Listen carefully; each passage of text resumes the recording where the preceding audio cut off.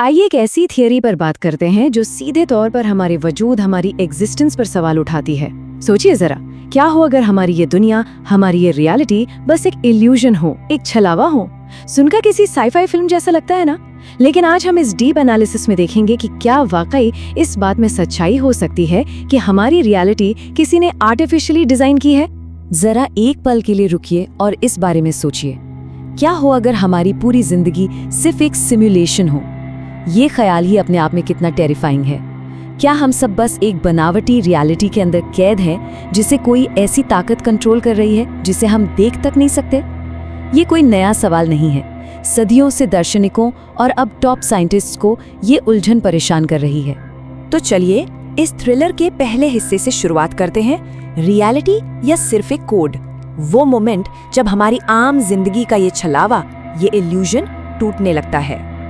Okay, चलिए इसमें थोड़ा डीप ड्राइव करते हैं। हमारी लाइफ का एक बहुत ही ऑर्डिनरी काम लीजिए, जैसे फोन पर स्क्रॉल करना। आप स्क्रॉल कर रहे हैं और अचानक एक छोटा सा विजुअल ग्लिच आता है। ये वो एक नन्हा सा पल है जो दिमाग को घुमा देता है कि यार, जो हम देख या महसूस कर रहे हैं, क्या वो सच में असली है या फिर किसी और का बनाया हुआ मास्टर डिजाइन। हम अक्सर ऐसी छोटी छोटी बातों को इग्नोर कर देते हैं, पर सोचिए, क्या ये किसी बहुत बड़े छलावे का हिस्सा हो सकती हैं?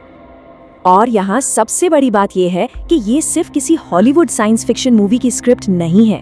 दुनिया के कुछ सबसे ब्रिलियंट साइंटिस्ट इस हाइपोथेसिस को पूरी तरह सीरियसली लेते हैं। उनका मानना है कि हमारा पूरा यूनिवर्स और ह्यूमन एग्जिस्टेंस एक मैसिव कॉम्प्लेक्स सिमुलेशन के अंदर चल रहा हो सकता है। यानी हमारी पूरी दुनिया लिटरली एक जायंट डिजिटल कोड का हिस्सा हो सकती है, जो हमें इस एनालिसिस के अगले लॉजिकल फेज पर ले आता है, द कंट्रोलर और फ्री विल। क्योंकि अगर कोई सिमुलेशन है तो उसे चलाने वाला कोई ना कोई तो जरूर होगा। सिंपल सा लॉजिक है। अगर एक ग्रैंड सिमुलेशन एग्जिस्ट करता है तो एक अनसीन एंटिटी, एक ऐसी ताकतवर हस्ती भी होगी जिसे किसी ने नहीं देखा। इस घुटन भरी और क्रीपी सिचुएशन को जरा इमेजिन कीजिए। कोई एक अंधेरे कमरे में बैठकर इस दुनिया को लगातार देख रहा है। हमारी हर एक मूव, हमारा हर छोटा बड़ा कदम किसी अननोन स्क्रीन पर ट्रैक किया जा रहा है।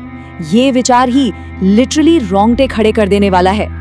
अब इस स्लाइड में जो चीज सबसे ज्यादा इंटरेस्टिंग है वो ये है कि ये विजुअली हमारे सबसे बड़े विश्वास को चुनौती देती है। एक तरफ हमारा ये मजबूत बिलीफ है कि हम अपने फैसले खुद लेते हैं, हमारी इंडिपेंडेंट डिसीजंस हैं, और दूसरी तरफ है वो डरावना थॉट कि हम शायद किसी प्री प्रोग्राम्ड कोड के हिसाब से चल रहे हैं। क्या हम वाकई आजाद हैं या हम सिर्फ उन कठपुतलियों की तरह हैं जिनकी स्ट्रिंग्स किसी और के हाथ में हैं? और यही सवाल हमारे वजूद की सबसे बड़ी उलझन बन जाता है। क्या वाकई हम खुद अपने चॉइसेस बना रहे हैं या हम सिर्फ एक पहले से लिखे गए प्रोग्राम को साइलेंटली और ब्लाइंडली एग्जीक्यूट कर रहे हैं? ये एग्जिस्टेंशियल ड्रेड इस थ्योरी का सबसे कोर पार्ट है।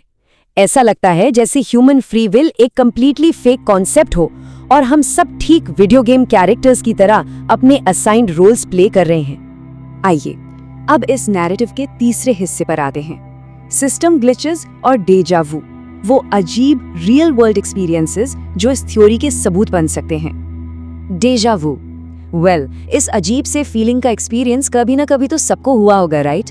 जब अचानक लगता है कि ये एग्जैक्ट मोमेंट पहले भी बीत चुका है। लेकिन अगर इस कॉमन साइकोलॉजिकल फिनोमेना को हम एक बिल्कुल नए नजरिए से देखें तो क्या हो अगर ये अजीब सा एहसास हमारी रियलिटी के अंडरलाइंग कोड में आने वाला एक लिटरल एरर हो, एक टेम्परेरी सिस्टम ग्लिच जहां ये सिमुलेशन गलती से किसी स्पेसिफिक मोमेंट को रिपीट कर देता है? तो मुद्दा ये है कि इंसानी एक्शंस का इस तरह से इनएक्सप्लिकेबली रिपीट होना इस ग्रैंड डिजाइन में एक बहुत बड़ा फ्लॉ, एक खामी हो सकती है। ये डेजा वू वाले मोमेंट्स इस बनावटी एनवायरनमेंट में आई उन दरारों को परफेक्टली हाईलाइट करते हैं।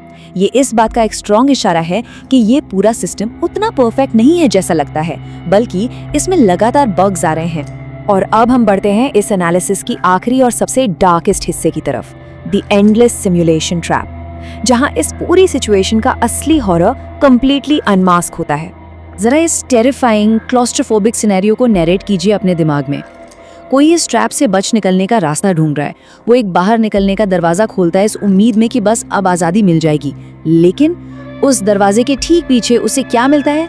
एग्जैक्ट वही सिम्युलेटेड दुनिया दोबारा से, एक ऐसी सिचुएशन जहां हर सो कॉल्ड एग्जिट डोर आपको घूम फिर कर वापस उसी फैब्रिकेटेड यूनिवर्स में गिरा देता है, जिसने मेरे दिमाग में एक सबसे बड़ा सवाल पैदा कर दिया है।